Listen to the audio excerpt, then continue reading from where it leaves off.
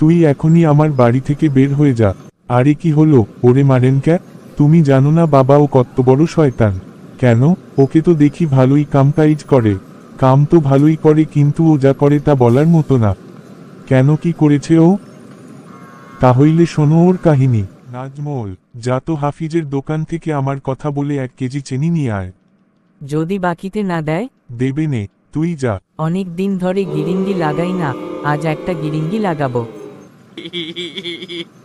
চাচা, কাকাবাবু 1 কেজি চিনি দিতে বলেছে। এই নে তোর চেনি। টাকা কবে দিবি? কাকাবাবু আপনার নামে ঠিকই বলে, আপনি অনেক ছাছড়া। কি বললি তুই? আমি ছেছড়া? আরে তোর কাকার মতো ছেছড়া আছেনি? কতগুলো টাকা বাকি হয়ে রয়েছে, এখনো দেবার নাম নেই। যা, টাকা না দেওয়ার আগে চিনি দেব না। কাকাবাবু, দোকানদার বলল টাকা না দেওয়ার আগে চিনি দেবে না। আপনি নাকি ছেছড়া, টাকা দেন না। কি, ওর এত বড় সাহস আমায় এসব বলে? চল বেটাকে দেখাচ্ছি মজা। সেদিনও ওর টাকা দিয়ে এলাম।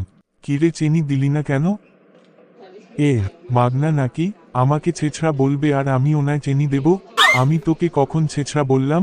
তুই তো আমায় ছেছড়া বলেছিস। আপনার কি মনে হয় আমি শুনিনি? আপনি আমায় কি বলেন?